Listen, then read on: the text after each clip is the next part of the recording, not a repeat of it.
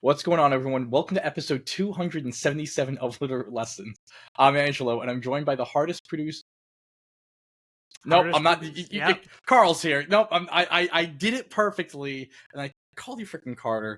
Yep. Oh well, that's fine. Speaking of Carter working hard at things, how's do you know how the Blue Kaizo video's coming? I have no clue. I'm worried. It's probably slowly grinding. I haven't worked on anything for it because I was doing events, so I was just like, I'm not touching video editing at all. Yeah, that's fair. You've had two majors in the span of a month. A month, pretty much. Yeah, a month and a week.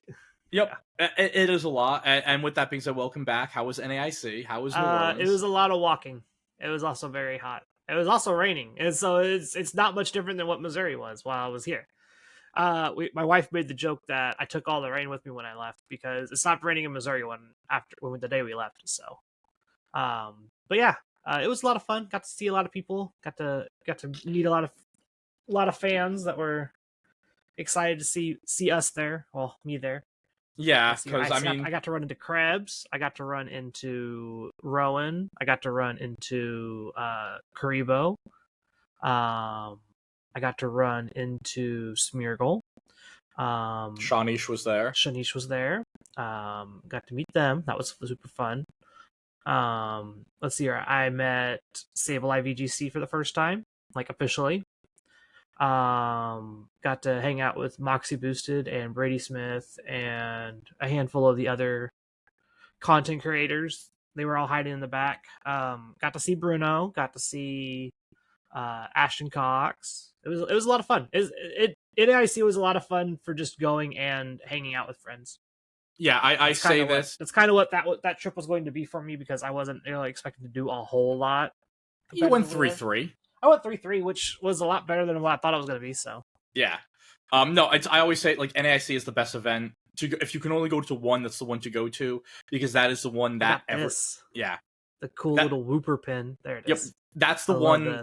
Yeah, it's the event that everyone goes to, and it's also like they're turning it more and more into not like these ICs. It's more of a convention and exactly. and less of an event. It's what Magic the Gathering is doing this weekend in Las Vegas. It's Magic Con, but they also have the Pro Tour. Yeah. So now it's a Pokemon convention, but they also have the international championships there. And that's like what they're doing with these international events in general. It's always a fun time. When I went, I mean, I was mostly it was just nice to see my group because at the time, a lot of the people I was building with, not only like was it a lot of New Englanders, but a lot of people in the Chicago scene, where it was like the two groups never got to see each other unless it was like, oh, we're all going to a regional together or the IC together. So that was always really nice to be able to go and get people together, see them, and yeah, it's from what it sounds like. Overall, the event went very well. We covered the teams and everything, along with where things are at and how things ended up with the Worlds race last week. So we really don't have to dive super into that. Yeah, it's pretty much all done. You should know if you qualified or not. Hopefully, I think they got everything updated on. So everything's updated, but you had Yotam, I believe, was one of the main drivers behind this. There was a spreadsheet that a lot of the other top players or like people in that world's like bubble were like working on and following. Like they already had projections on what you would need to get finished to safely get your invite and everything. And I don't know, like it kind of sucks for him. I know Yotam put a lot of work into this. And with all that being said, Yotam ended up bubbling. He was the bubble. So he's the one who built it and tracked it for everyone, and sadly missed it by 7 points himself.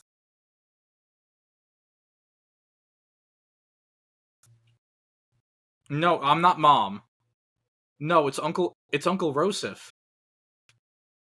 We don't know that word yet. But yeah, if you'll know if you qualified for Worlds, if you made it cool. The official website's also updated. Yeah. But yeah, Overall, I'd say, like, I think we officially have all competitors figured out now that Japan Nats is done too. So Japan Nats, the way that it works, everyone who qualified for Japan Nats already got their Worlds invite, like that top 64 that made. Well, it's the top 64 make it, so there's that. And then, but then there's other things where it's like you also had like some people like Japan Nats who were at NAIC. And if we want to dive into Japan Nats, do you want to pull up the team of our winner? I gotta flip it.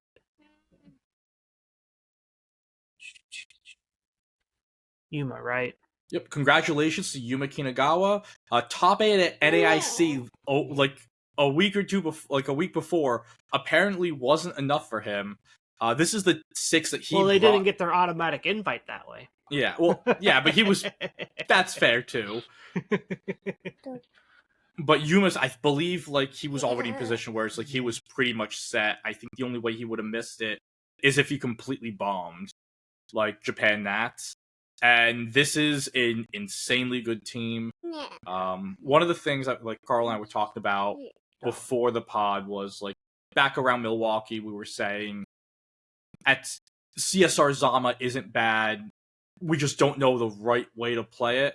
This is starting to look to be the most optimal version, with the booster Raging Bolt, the Rillaboom, the Tornadus holding a flying boosting item, and the Smeargle. Yeah, the Smeargle's the big new tech coming out of NAIC.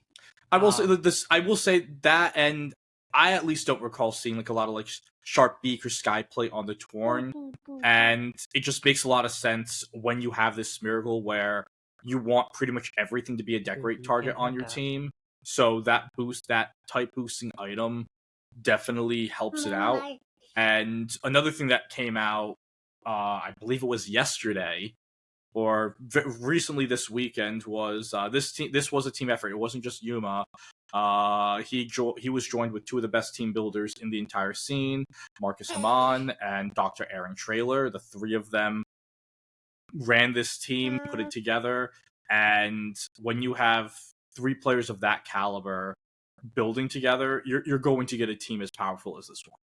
Yeah, the Smeargle Decorate, your big restricted tech, was already kind of used on the Calyrex Ice team, so it makes sense to see it start to finally bleed into the other archetypes. I know the big team coming out of get that out of your mouth. I remember the big team coming out of NAIC was the Terrapagos Decorate team from Ashton Cox and their group. Yeah, that was something that we talked about on last week's pod. Seeing that and this, just for this living, is this like the Smeargle is going to start to spread into other things. Yeah, it kind of just is a more utility Incineroar. Yeah, you're missing out on your Intimidate, but you're able to get through with the Decorate.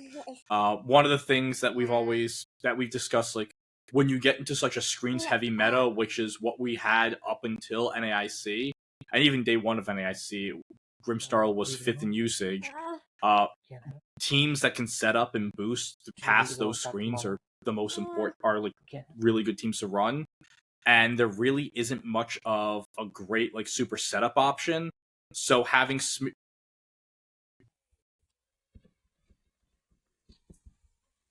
I'll wait.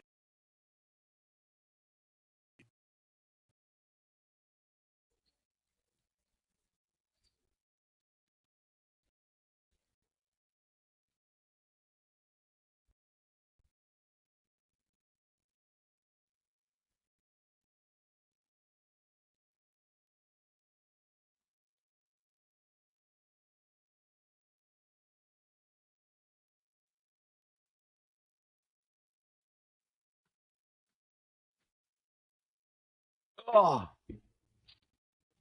sorry about that. She's trying to grab everything off my desk and put it in her mouth. That's fine. Okay. So we'll mark this, and I'll just go back to the cut. I'll just start with the point we're saying with Smeargle.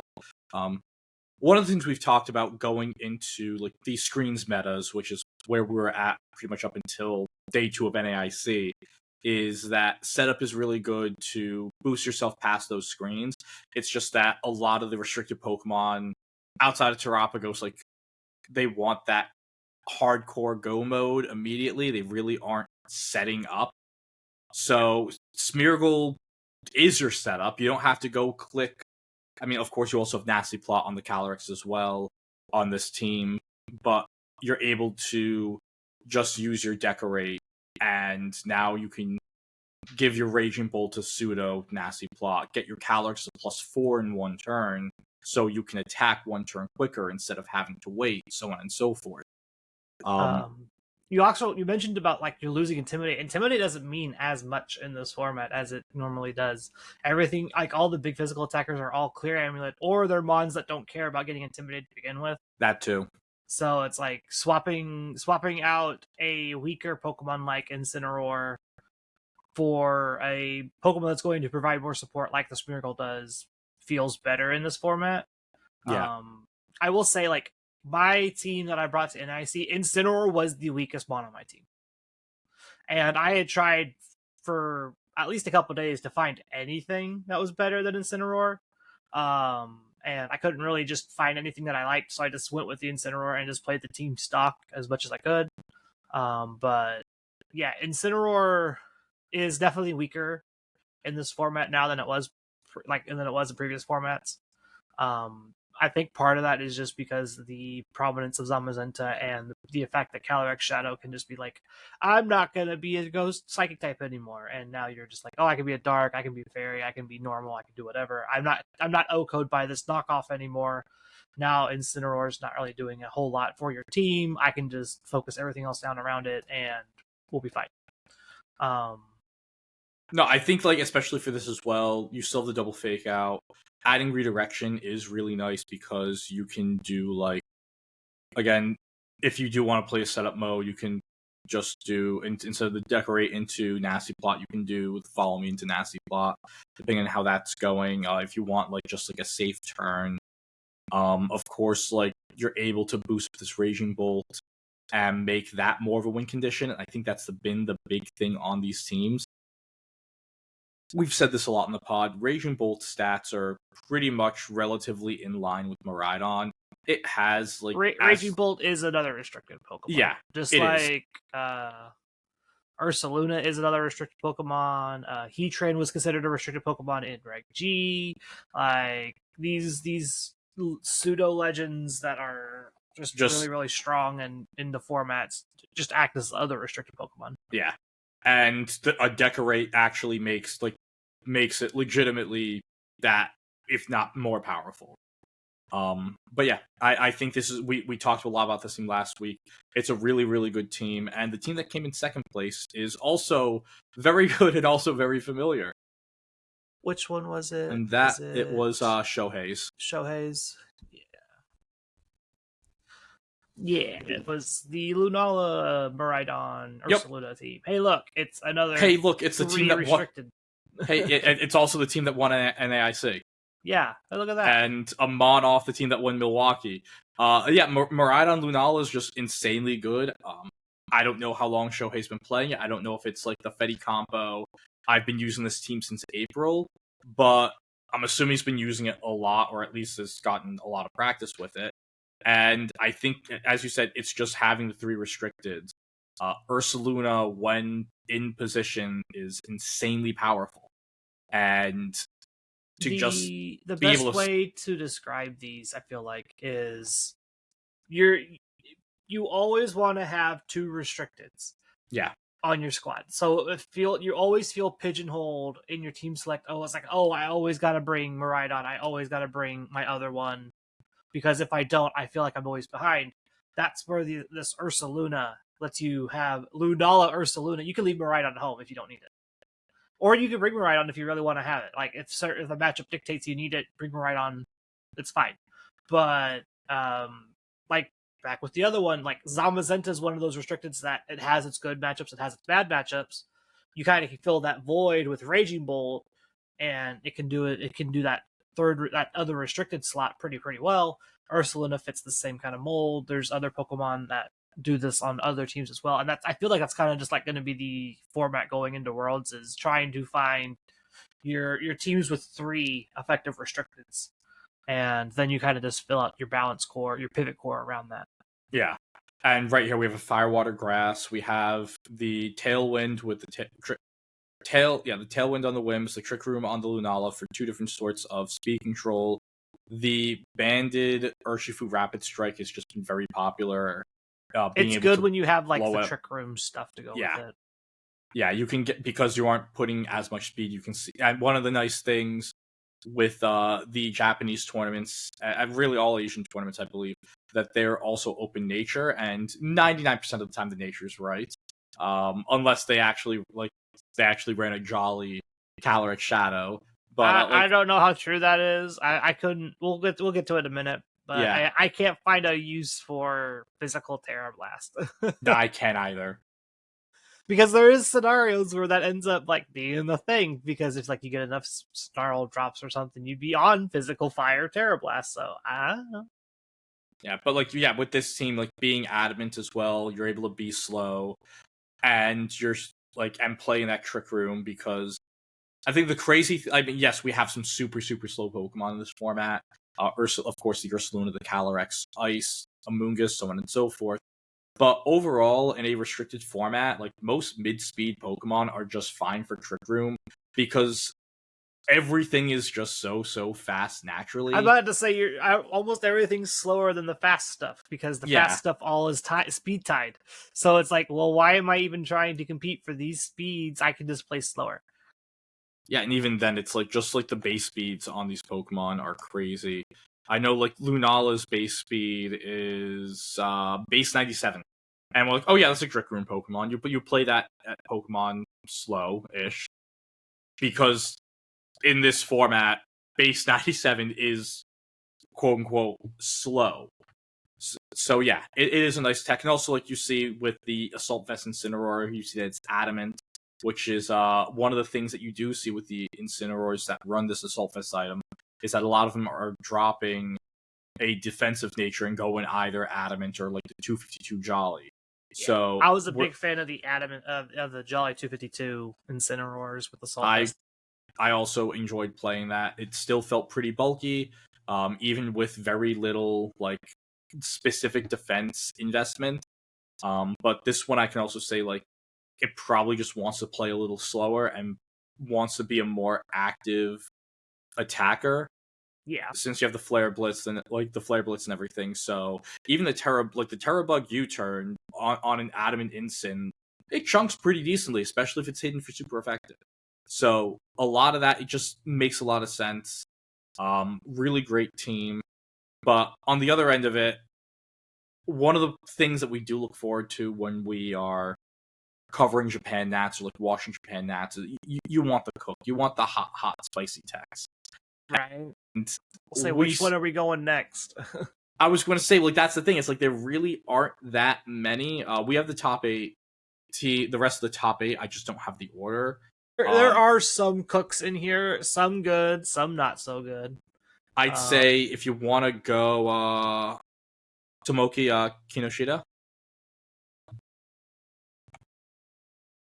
It's so whenever I see this team, I feel like it's or just Groudon Miraidon in general, it's really funny, because when Scarlet and Violet first came out, the first thing everyone said was, oh yeah, when we finally get GS Cup, Miraidon Groudon's going to be so good together.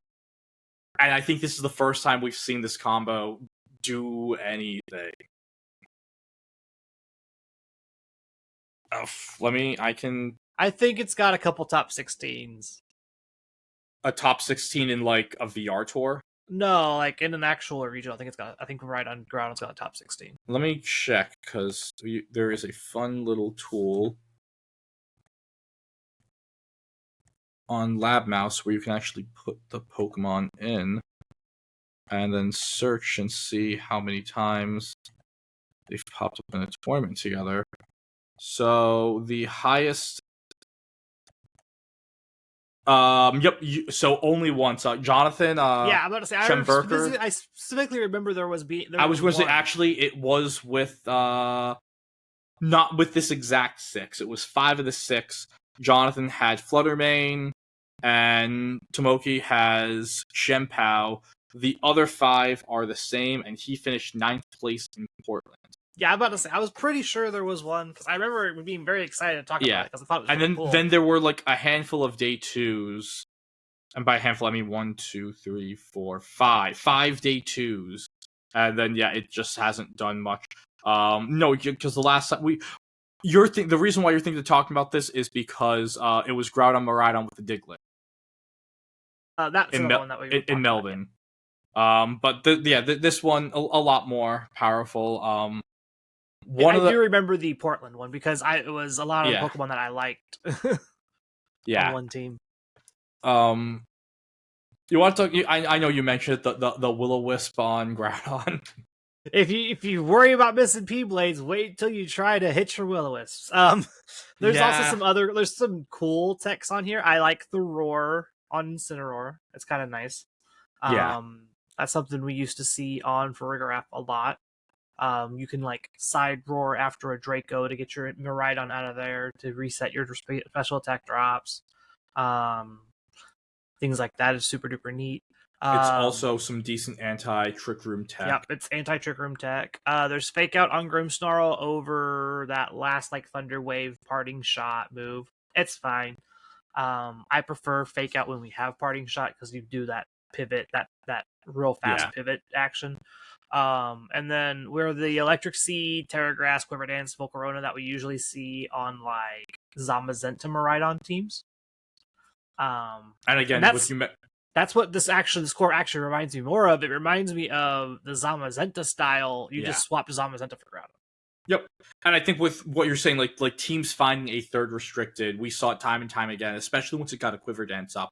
Your +1 speed, +1 special attack, +1 on both defenses.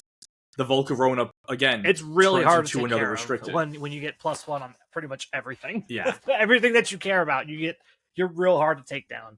Yeah, one of the things you do miss is some like the sustain, whether it's with the lefties or with Rillaboom. That's why you stop Giga Drain. Yep. Yeah, so you handle it there. But the other thing is there are a lot of moves that miss on this team outside of the Will-O-Wisp and the P-Blades. Snarl, Draco, Icicle Crash. Yeah, like you're playing the lottery. You are, but that's every Groudon team is you're always playing the lottery. So yeah, a lot of these teams, with these Groudon teams, like the moves that you really, really want to hit when you need them to hit, they might miss, and that's just, especially like the way that the Japanese format is. The Swiss, I believe, or the Swiss, the first portion, I believe it was like best of one, open sheet, open nature. It was open sheet, open nature, double elim, and they went through that until top 8. And once you got to top 8, that's when they started playing best of 3. Yeah, but like it's such a different way of playing, and to already be like playing a volatile best of 1 game, having to also be like, oh yeah, it's best of 1, and I gotta hit my P-Blades. Just Tomoki's has a lot more fortitude than I would in that situation. I definitely would have went with the safer team than this. I mean, if you're gonna risk it for the biscuit, you just gotta go for it, right? Yeah. What's the next one you want to talk about? Well, I was going to say, how fast we have 3 different Kyogre teams. We can just start with the first one. Jaharu Yasukawa. Yeah, this is the one I was trying to look up because I was wanting to see what speed stat Bruxish hits. Being base 92, 252 in best is 144. Which means Jolly / Timid means you hit 158. Yeah, which that's fast enough for Scarf. Yep. Plus Dazzling means it's like you're not getting Fake Out. Terra Normal super neat, so now you can like Terra Normal Icy Wind in front of opposing Calyrex Shadow, and usually we'll now be able to get them with your own Calyrex Shadow, which is super duper cool. We're also Terra Fire to take an Aqua Jet. Terra Fire, Jolly, weakness policy. This is so like Sword and Shield coded. I have to see how much this Aqua Jet just wrecks our shit, man. Yeah, or even the flip turn. So there's no Aqua Jet. It's the flip turn. Both work. Like Surf, Aqua Jet, Flip Turn are all ways to trigger this fire, and I can't imagine Calyrex enjoys this. No. While you're looking at that, I think one of the other a few of the other things to know. The first is this is a Specs Kyogre. Does a ton of damage, triple water coverage plus Blizzard. So a lot of spread damage. The Blizzard, of course, being one of the ways this team is able to hit grass types, which is probably why you're also Terra Fire, Terra Blast, because there really isn't another way. Yeah, like we're going to ignore the Jolly. We're just going to no. I meant for the the Bruxish is timid. Like the Bruxish is timid for 100%. Casual 38 to 48% to your Calyrex Shadow off a 0 attack timid flip turn. Just disgusting. Let me see. Surf. Let me find Surf. Yeah.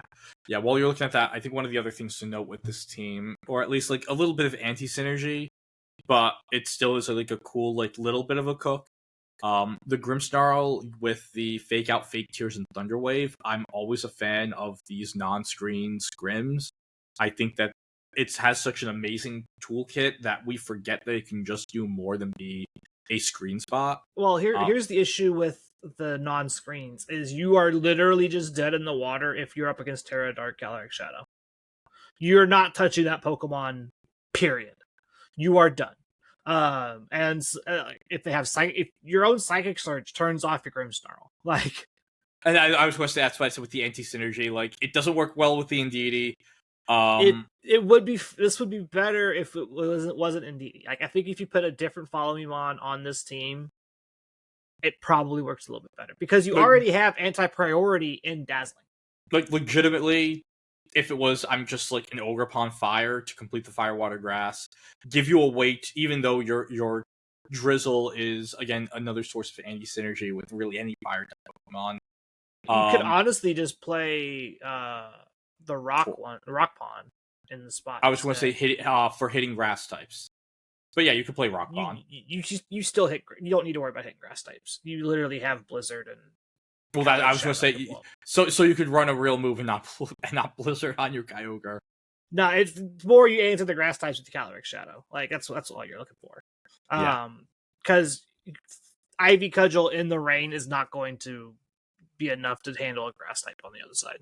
But yeah, overall, I know the Jolly CSR was like the talk of Twitter and social media. And we can go from there to Haruki Sato's team, which Hold on, I'm almost done. I just wanted to check the Aqua Jet real fast. Yeah. If this is less than okay, it's probably about the same. Yeah, it's about the same. It's about the same as Flip Turn. Okay. Yeah, we can move on to Haruki Sato. Yep. This is our second Kyogre team. Like I said, they all have small cooks. Yeah. Just small ones. It's not big ones like we're used to from Japan. There's the maushold here. Population Bomb. Cool. Yep, Pop Bomb with Bite. Again, is Bite the only dark move maushold gets? Crunch. Oh, the Bite. Oh, that maushold gets. Probably. Because that's what it's for. Yeah. I just want to make sure. It's like, if it gets Crunch, why aren't we playing Crunch? We do get Crunch. Why aren't we playing Crunch? Or your Technician. I know, but still. Well, what's the math? What's Crunch's base power? Crunch is 80. I don't think it actually matters. I think you get there regardless with either move. No, I think Crunch. Yeah, because it's Technician's a 1.5 boost, right? What I'm saying is the Technician boost for Bite into the one Pokemon you're trying to bite doesn't matter. I think Crunch also does the job. Well, no, I'm saying like Bite hits 90 with Technician, and Crunch is 80. So yeah, Bite makes more. Yeah, Bite's the move with Technician. Bite does more damage. Fun fact: Bite is an guaranteed OHKO if there are no bulk. Okay. Crunch is not a guaranteed OHKO. Okay, yeah, I was going to say, because Bite's 90, Crunch would be 80, and Bite, But what I was saying was, it didn't matter if it was 90 or 80. the 4 times weakness will get you there. That too. And That's the other why thing it doesn't matter too much. The other thing I do like about Bite is, you have your 30% of hitting that little funny flinch, just stealing a turn, and again, like we're just saying, it's best of 1 stuff. You can just win a game. You can just move on to the next round just because you fleece your opponent. Is it a little? You know what's funny? Outside of those super effective moves, it literally is no difference. So you're doing it for the flinch literally chance. It's literally just for, it has to be just for flinches. It's That's literally hilarious. it's literally a % difference between Bite and Crunch into non-super effective hits. That's hilarious. But there is Crunch on this team as well. This is an Assault Vest Calyrex with all the coverage, Glacial Lance, High Horsepower, Seed Bomb, and Crunch. Since you don't have the Trick Room option, you have to have another Trick Room setter. On this team, it is Fergraph, which is an imprisoned Fergraph as well, to also stop Trick Room from coming up on against your because other you have your Kyogre that's super duper fast, so you don't want to set Trick Room up all the time. No. I could see this being just fast Calyrex and not playing the Trick Room mode. Especially since you're AV, that means you're not investing the 196 points into your special defense that you normally would be doing. Yeah. So probably could have made Fergraph anything else and probably would have had a good team still. It just I still think stopping, because one of the other things on this team, you only have 2 protects, so stopping the fake outs is probably important, and that role is something that is good for it as well. Could also be, you could say, could be Indeedee. That's where I'm getting at. It's just like, this could have been an Indeedee because you have an inherent weakness to Miraidon. Yeah. Miraidon blows through this team if it gets in a good position. And so having the ability to remove the terrain, flip-flop their, this team and the previous team's anti-priority. Just flip them. Yep. It'd be fine. So, yeah, it's like I said, the Fergraph on this one, it feels fine. It doesn't feel optimal.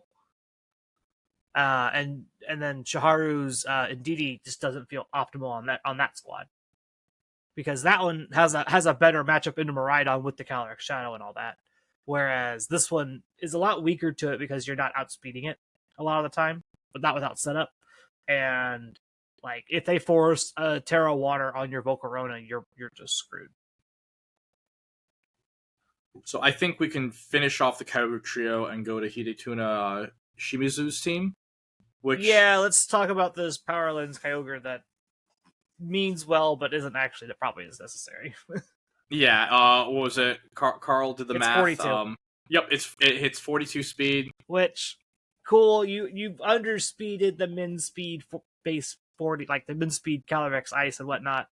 Most of them aren't min speed anymore. No.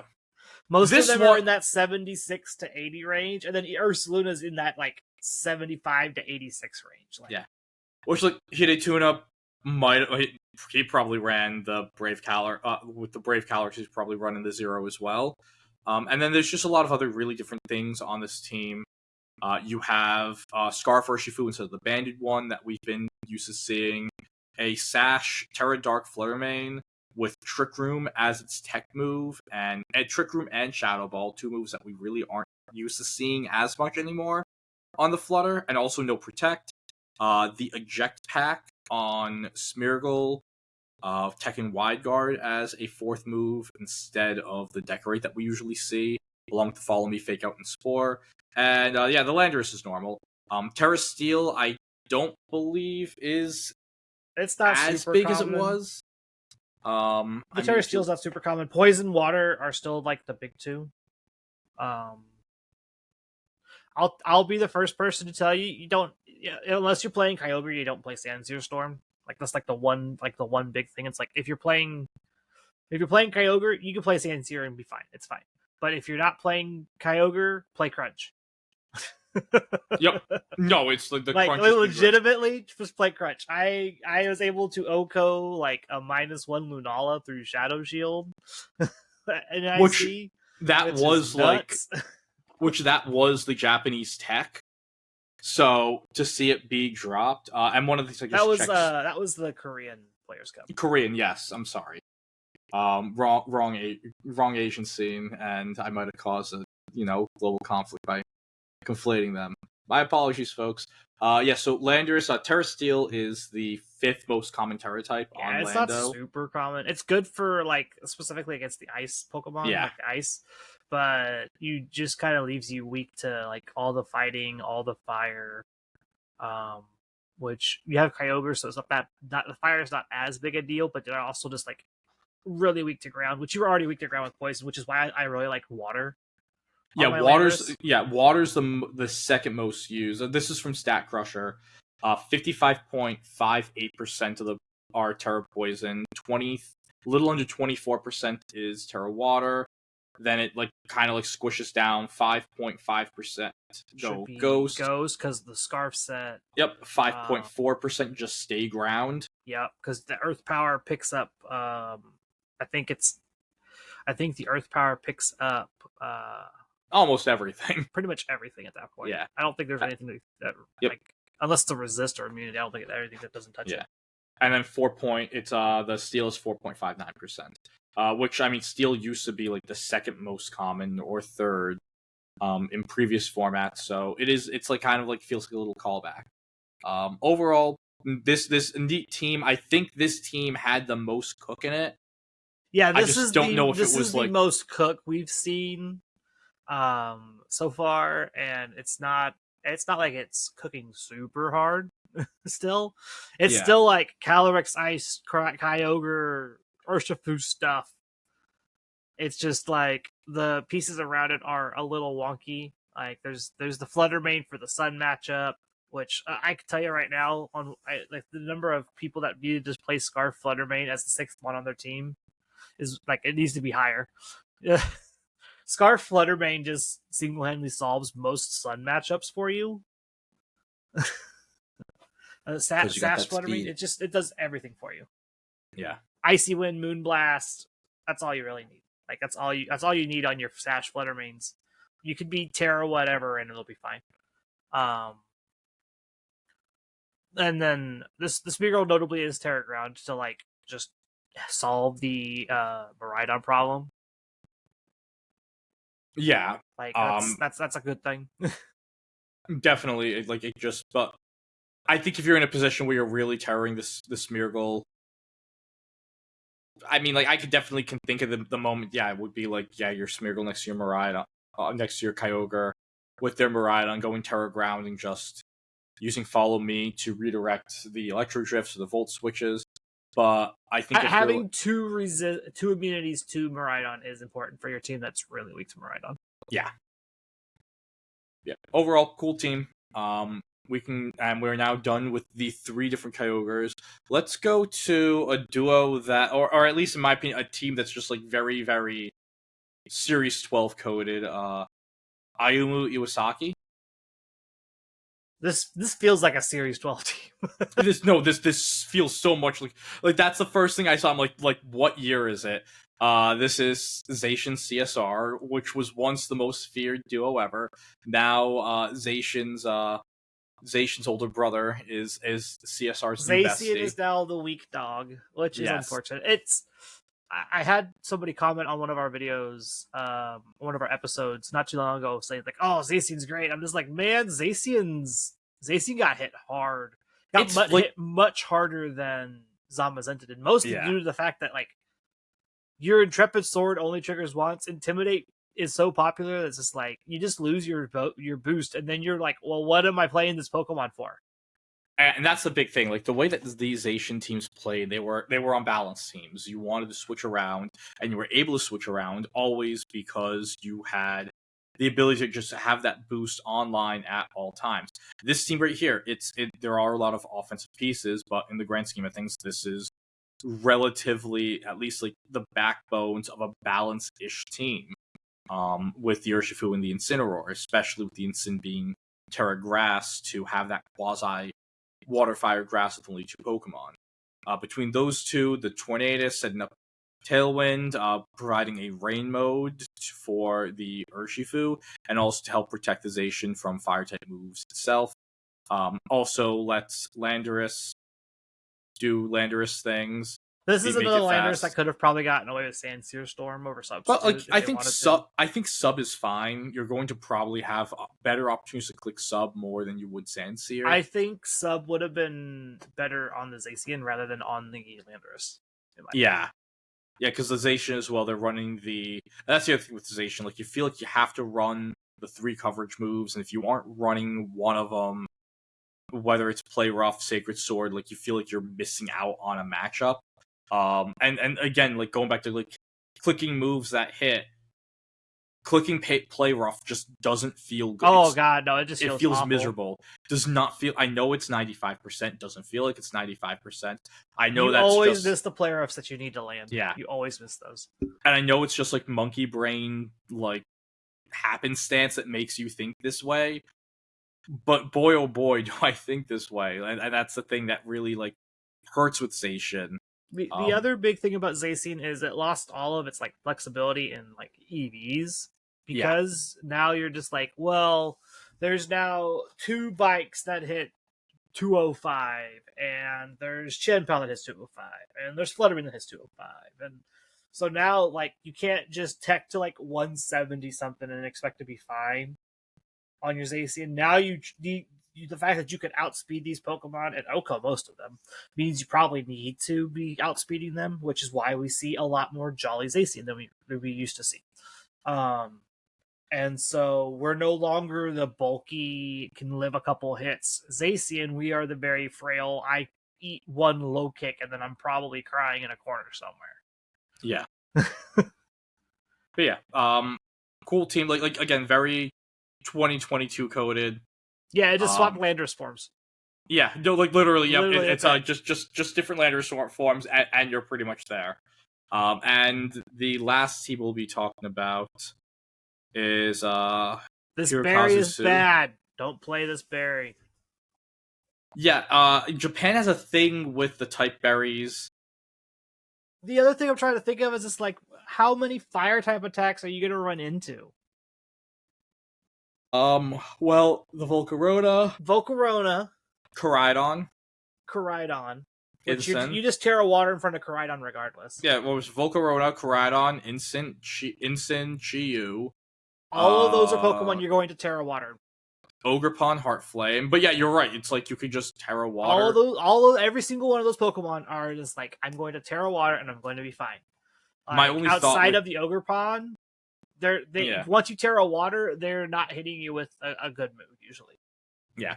The only thing I can think of with it is, since it is a Terrapagos team and you want to save the Terra as much as you can for the Terrapagos, that's why it's there. So in this sense, it makes sense on why you're doing it this way.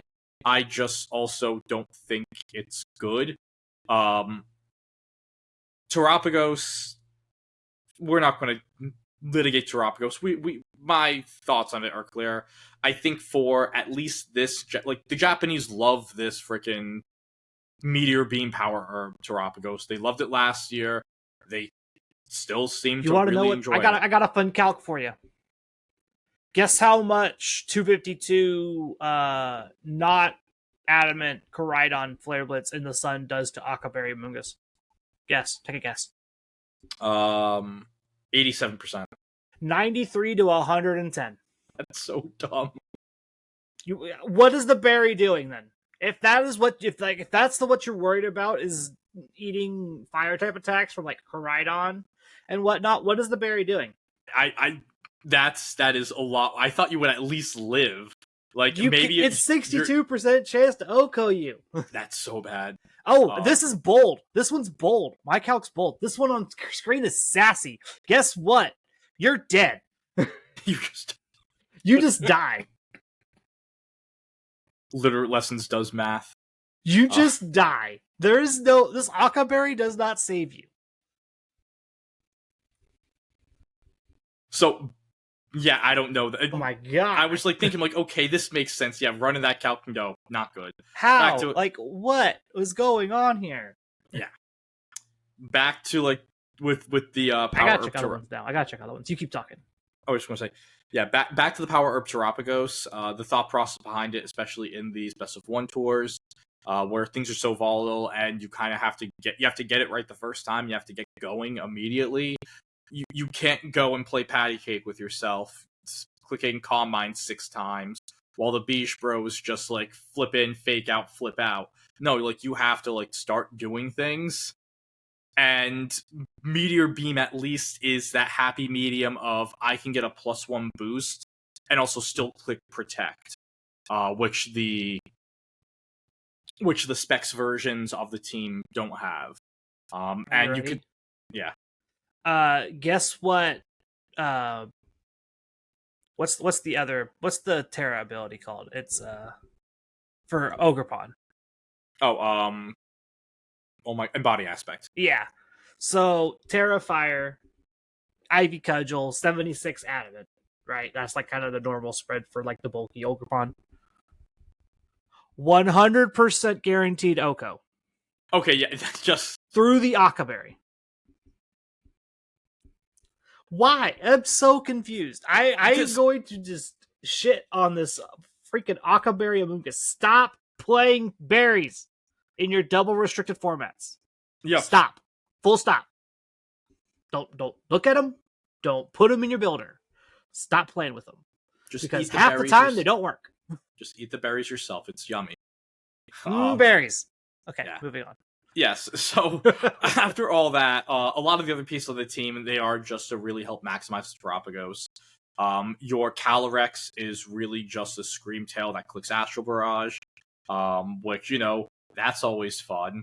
You have the double redirection with the Amoonguss with the useless item, and the Rocky Helmet Volcarona that we're also used to seeing with the Will-O-Wisp and the Rage Powder.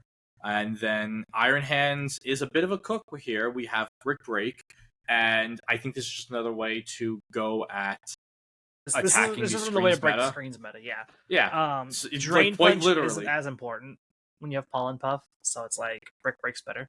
Yeah, and again, this is another Grimmsnarl that doesn't have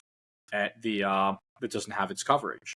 See, this one is better. Spirit Break, great. This one awesome. is so much better into the Calyrex Shadow, like when they Terra Dark in front of you, because you have that Spirit Break option. Like you play the fake tears of the Thunder Wave and things like that to mess with the Calyrex Shadow pre-Terra, and then you always play Spirit Break as your damaging move for post-Terra. That's like the best way to play these Grimmsnarls.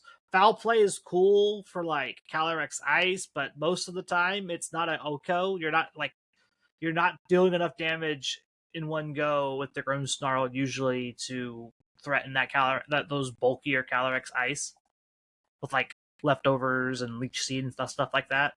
Especially if they Terra. You can click Foul Play into that. I think it does probably 33% max to as a not super effective hit.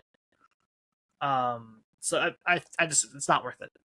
Yeah, I think when we were looking at it, it was like something along the lines of once you Terra the Foul Play into a lot of these Calyrex, unless it's already boosted, and at that point you're already on the back foot big time anyways. I'm about to say if you're able to Foul Play a +2 Terragrass Calyrex Ice, you're already losing the game.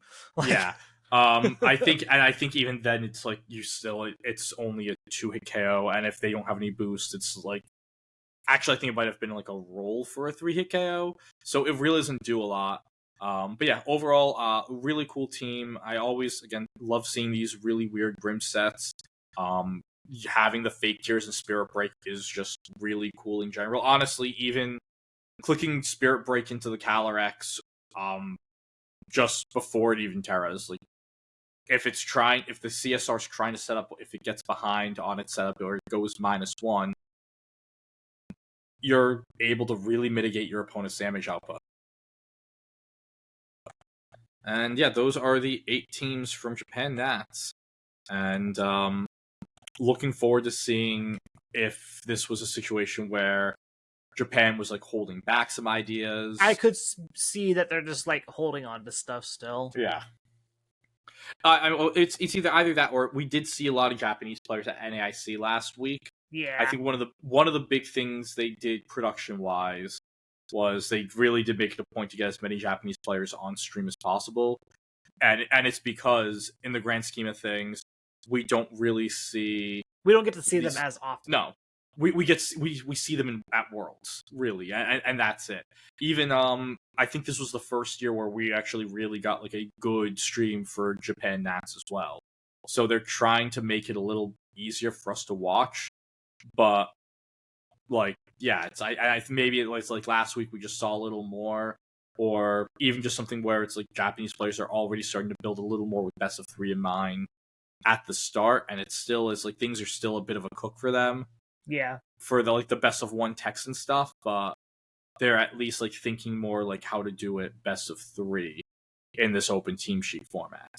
And we also did have an open team sheet format this week. The VR did its June challenge, the first one post NAIC. And if you want to throw that open. That really fast. I'm just going to say we can just go. I we don't apologize to everybody's eyes. It is very bright and white. Well,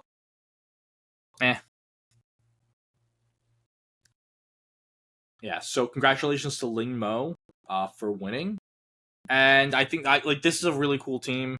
The Miraidon, Zamazenta, like we've seen this with the Grim, the Volk, the Hands. A lot of this was the adaptation of Joe's team from Reg G. Like this was the next step up. Yeah, and it's very, very standard, but it still is a cool. I think it's a really cool 6 pilot.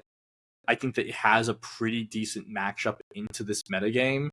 Like the Volcarona is just generally a good Pokemon into the CSR Zama stuff.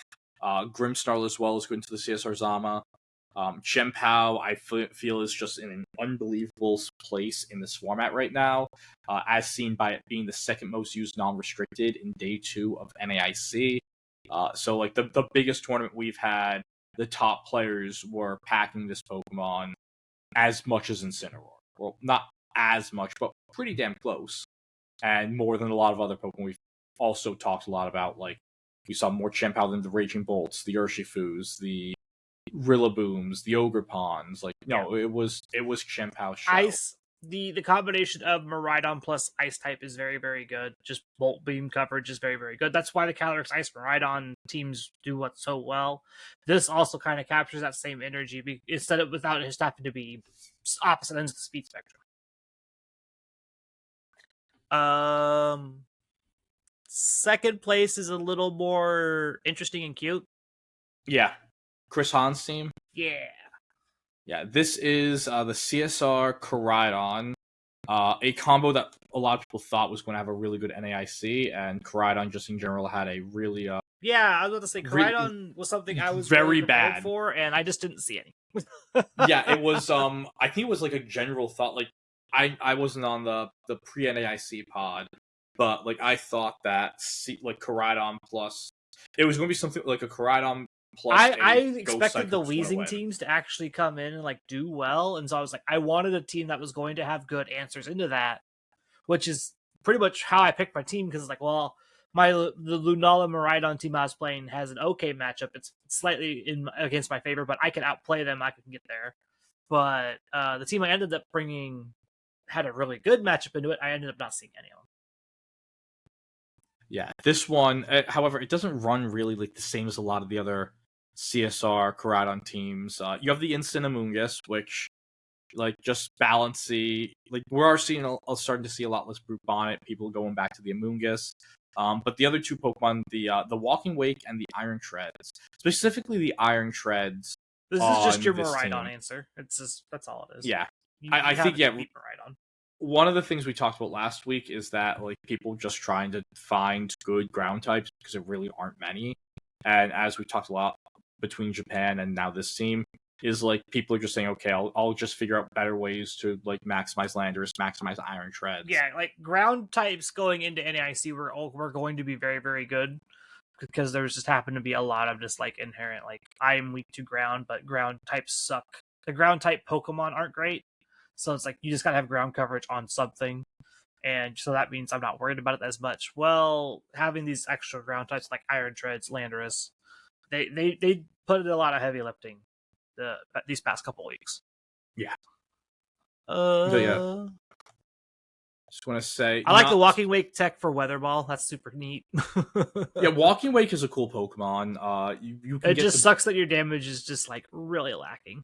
Yeah, the speed boost with Protosynthesis does make it so that you have a super fast Snarl, and fast Snarl is really really awesome in this format.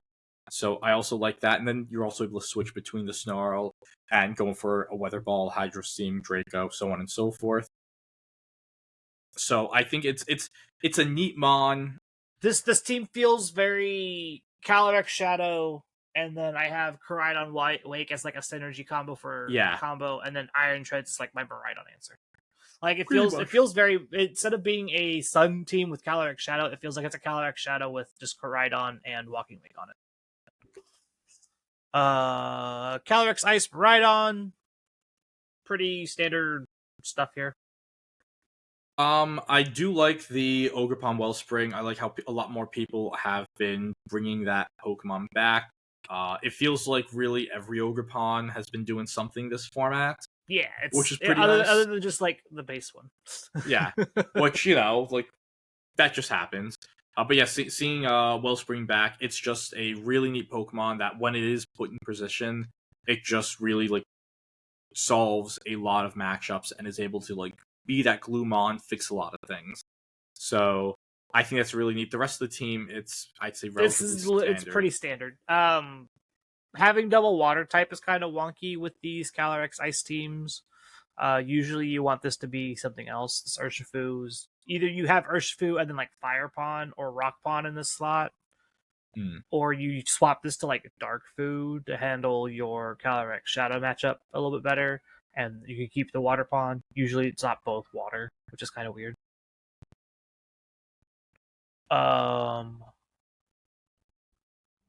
This team should look familiar for the most part.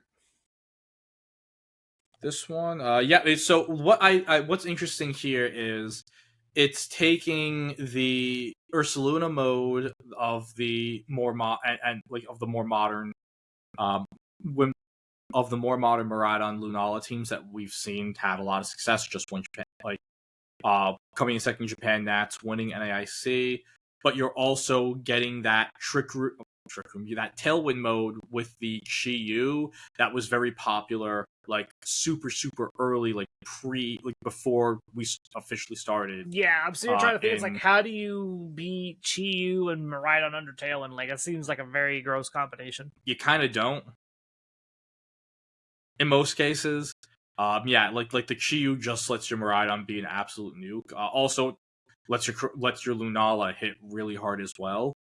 Which is something that people don't think of. Like Lunala has a pretty high base special attack stat. While it's not getting all these multipliers like the other restricted Pokemon are able to get, especially next to the Chi-Yu, it's still doing a lot of damage. It's gonna hit you real hard. Yeah. But yeah, so this is standard. This is just standard. This is old standard Zamazenta Calyrex Shadow. Yep. Nothing to talk about here. Yeah, if you like clicking Fake Out Parting Shot into Fake Out U-Turn, while you nasty plot like three times. This is the team. Also, like, I mean, you're talking my language when you're saying that, but not in this format, unless you're like playing some really grindy games. Yeah. Next up is an adaptation of the team that I brought to NAIC. This is the exact same stick, just some different moves. They put Close Combat over Taunt on their Urshifu. I like Taunt.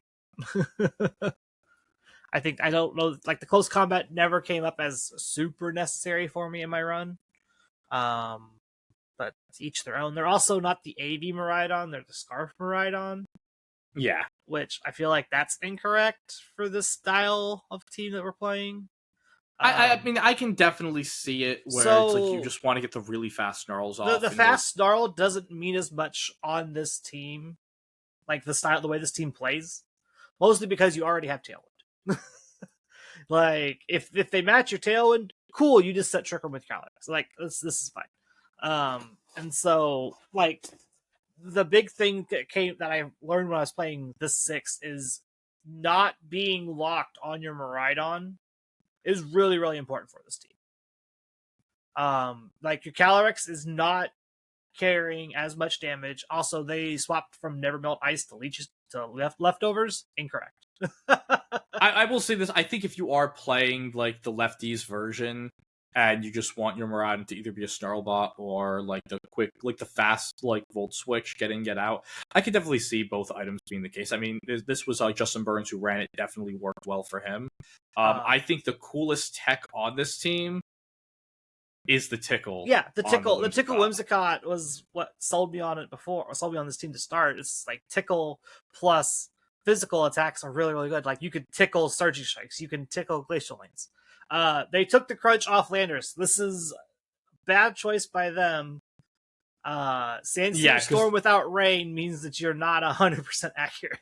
Yeah, no, I would rather be crunch here because there's no way to set the rain on this team, even though you have two Pokemon in the Urshifu and the Landers that would like the rain, and Calyrex also doesn't mind getting wet either.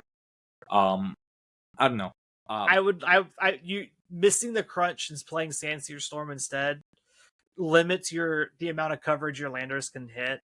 Landers being able to just sit here with Life Orb and just stare down anything in front of it. It's like, oh, you want to Terra that Lunala away from crunch? Okay, here's Sludge Bomb. Oh, you're going to pivot in to eat my Sludge Bomb? Here's Earth Power. Oh, you're going to bring Calyrex Shadow back in to eat this Sludge Bomb? Nope. It's crunch.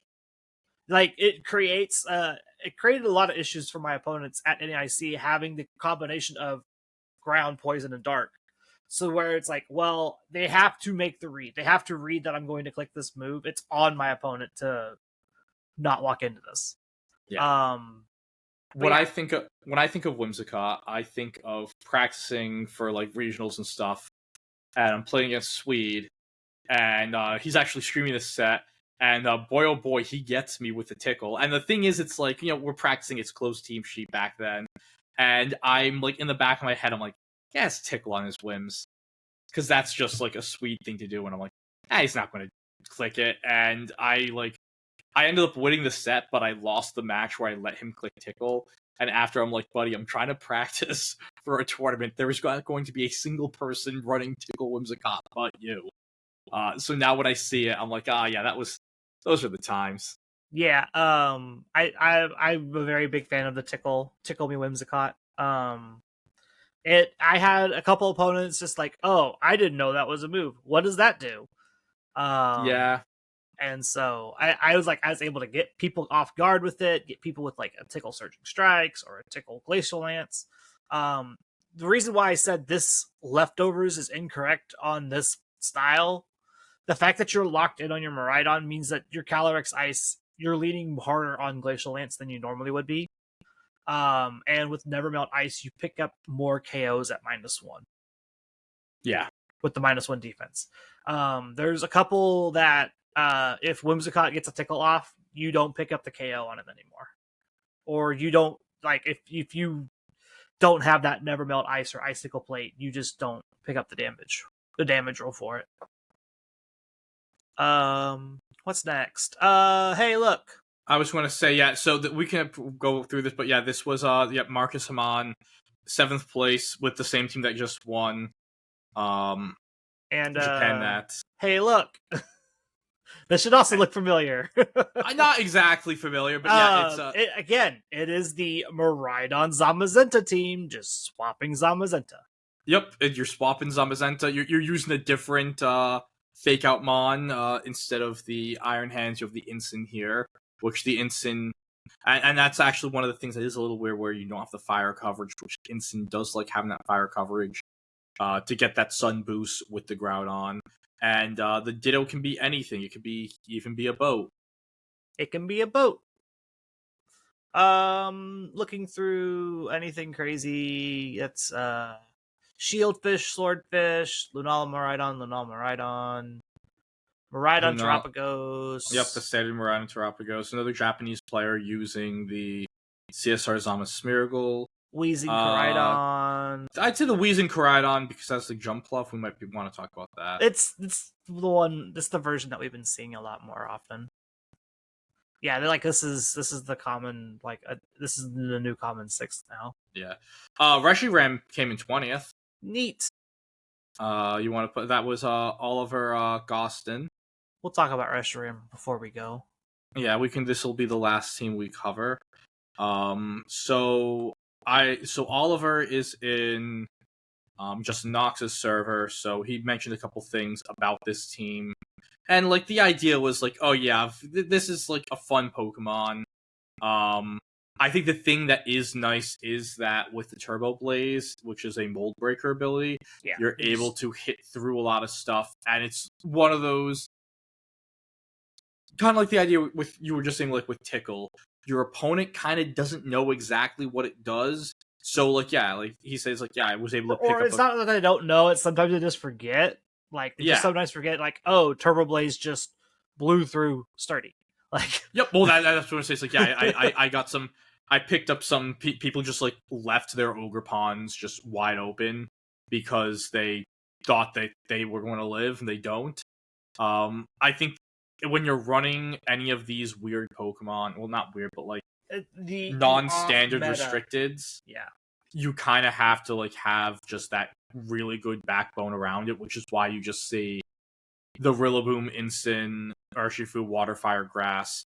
The screens mode is really great with Reshiram to just make it a lot more bulky, help it with living. I'm about to say, Reshiram kind of needs those screens. Reshiram get blown through by Reshiram and everything else.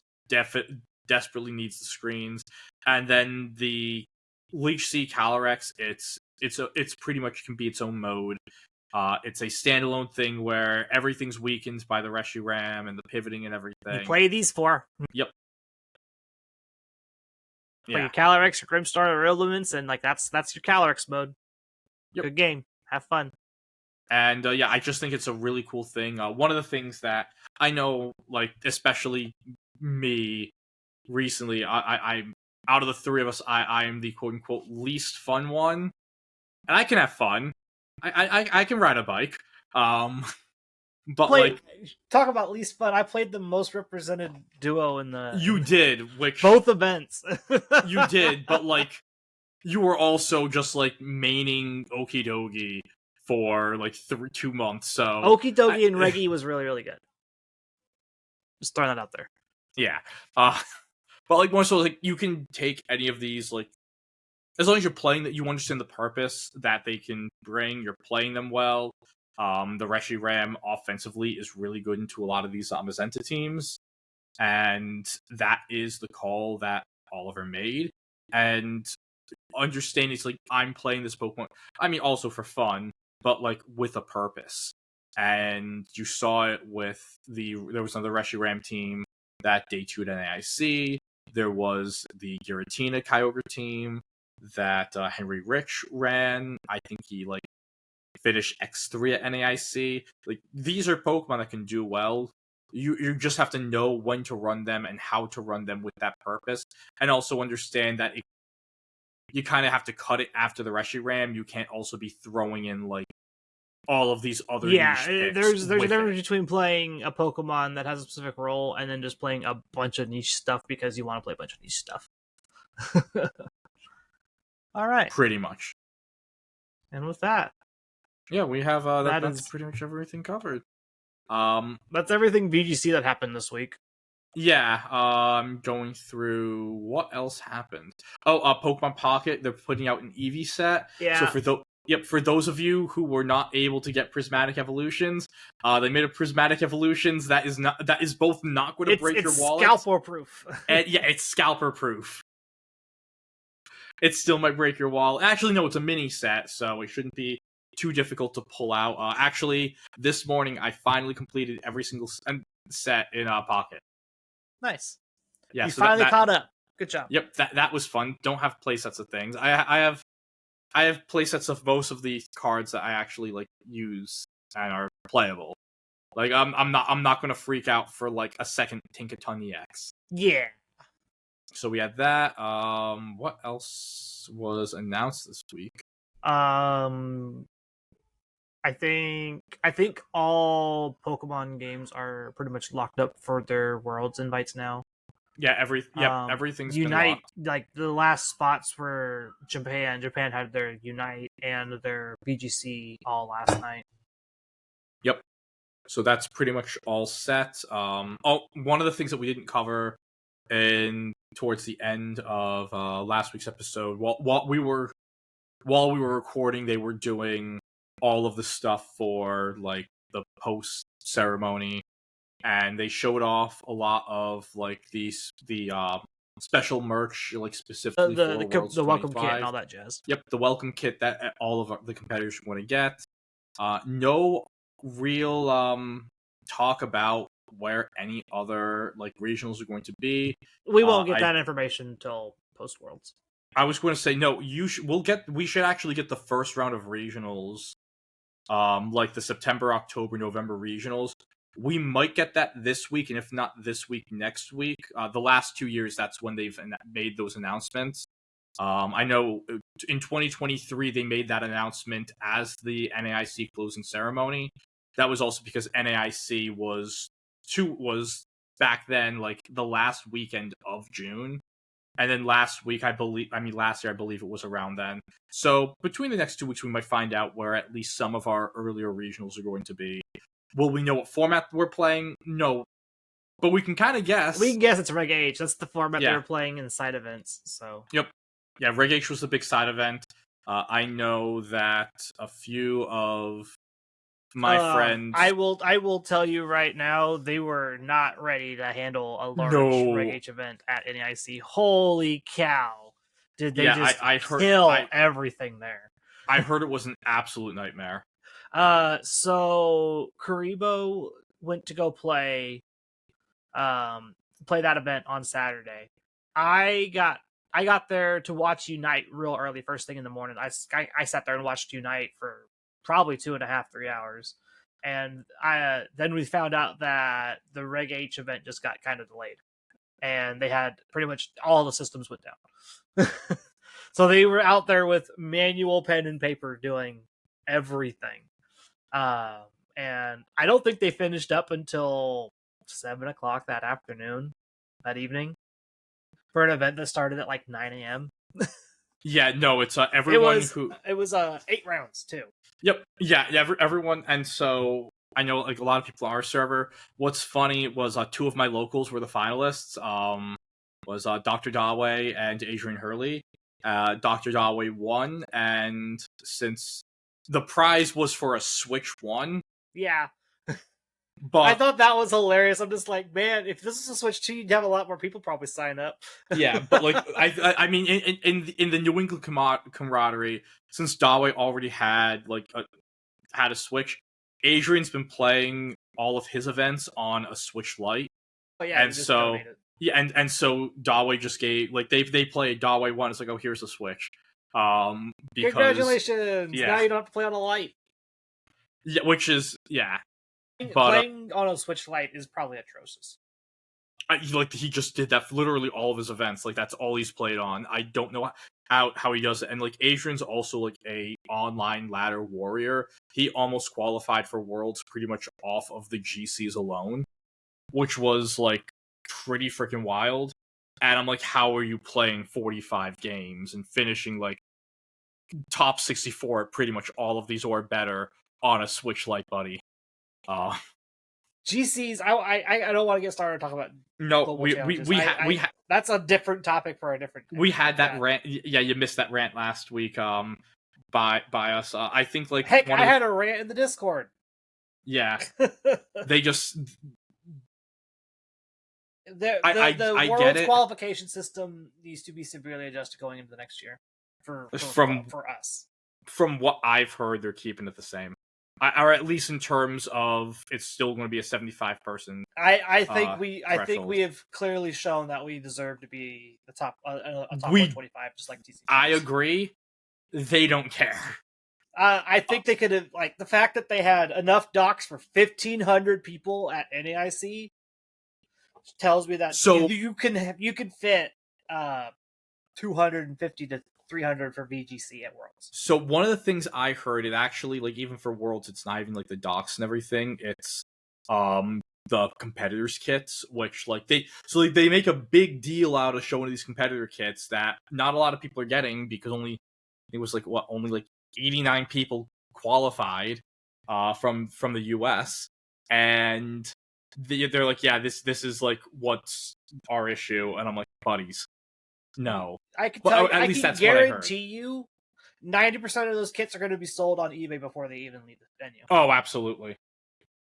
Even the Like, NAIC kits. These kits, I still have my sleeves and the playmat and the deck box all sealed, ready to rock and roll. I'm like, I don't know what I'm going to do with all this. Yeah, no, I still have my stuff from 23. Like, I use the playmat as like a mouse pad. Like I a have the large one mouse from pad. Milwaukee right here on my desk right now. I like the Ogerpon Cornerstone. Cornerstone is one of my favorite. Is my favorite Ogerpon form. So I'm like, I'm not going to get rid of the playmat. I really like it. But Yeah. I just got, what am I going to do with this deck box and sleeves?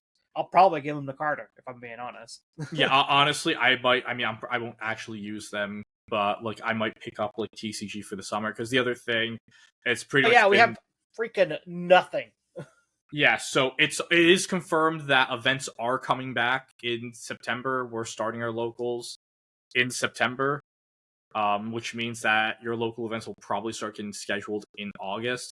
But yeah, after getting summer locals for the first time ever in VGC history last year, they stripped that from us. So we aren't going to have like locals talk or anything for us to go through for the next few weeks. It's going to be a lot of we'll figure stuff out. We'll have some fun.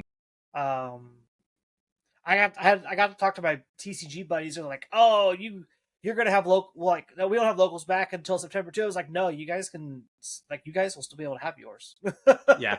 What is a little funny? The Rhode Island TO, she was like, "Angelo, pick your weekends. I'm just letting you run this and choose stuff." I'm like, "Girl, I don't have shit until September."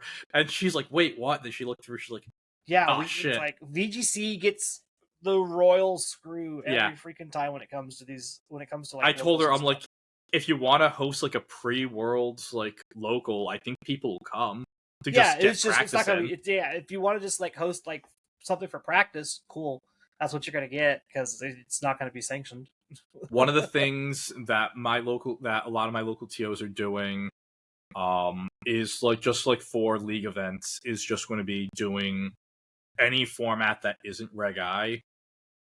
Like, as we're saying, like Reg H is currently like, oh, we might be going back to that for the fall. Let's do like a Reg H weekend and have like a league session. You can still probably get like 10 to 12 people or something like that.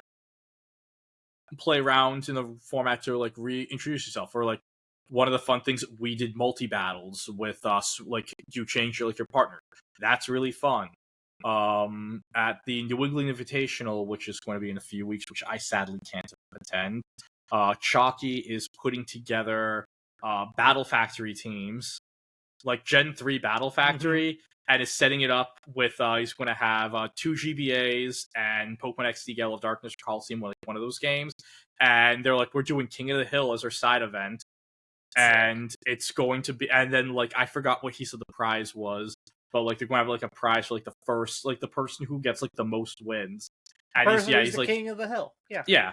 He's like doing like King of the Hill, but like with best of 3, with Gen 3 like doubles, which is absolutely like great. If you've never played it mechanically, it is so different because of the fact that the switch happens mid turn. You can pick up like 3 KOs in the turn. Oh yeah. It's absolutely freaking wild. I love it. But yeah, I think we will be figuring out ways to have fun this summer and talk about Pokemon. That's where I'm at. I cannot get there. I actually won't even be here next week, so you and Carter can do whatever the heck you want. I don't know what we're gonna talk about next week. I'm going to. You guys. I'm going to. I don't even know if Carter's gonna be around next week. So. Well, I've had this weekend because you got my weekends mixed. You thought it was done this week. No, it's next week. I'm out. Because Jay and I are going to hang out while my wife is at a play in upstate New York, which will be fun. But yeah, we'll be figuring out stuff. And if you want to still enjoy Pokemon but don't want to play GS like the double restricted format, reach out to your TOs, get some league events going, like do other things, have some fun. Whenever that stuff happens around me, I will share with everyone and let them know if if it worked out and was a fun idea, or if we could have changed something else. With that being said, I hear the call of my niece for dad. So thank you very much, everyone, for watching this episode this week as we covered VR and Japan Nats. If you want more coverage and stuff, I'm not even prepared. If you want more coverage and more coverage of events and what's going on this summer in this lead up to Worlds, you can find us on all podcatchers, Spotify, Apple Podcasts, and the like. You can find us on YouTube at Littleroot Lessons every single Monday at 10 a.m. Eastern. We are updating along with all the other different little projects that we have going on. I have a few interviews I need to get booked because it's just been crazy for everyone with this World's grind. Yeah, Carter, everyone's focused up on doing other stuff. It's fine. Yep, Carter's still doing Blue Kaizo. That should be done at some point by the end of this year. We'll play the fun game. We'll play the fun game. What's released first, Wolfe Glick's EUIC video or Carter's Blue Kaizo video? Wolfe Glick's EUIC video. Absolutely. Easiest bet ever. Oh, we're going to play this to Carter. Just light a fire under him, maybe. You can also tell Carter, hey, where's the Blue Kaizo video at? On our Discord, which is Littleroot Lessons. You can also tweet at us, or the equivalent of that, on Blue Sky, at Musical for Carl, at Mr. Missouri 25 for Carter, and at Rose Tinted Cheeks for me, or the podcast proper at Littleroot Lessons. Thank you very much, everyone, and have a wonderful 2 weeks for me, and you'll see Carl with someone next week. Bye.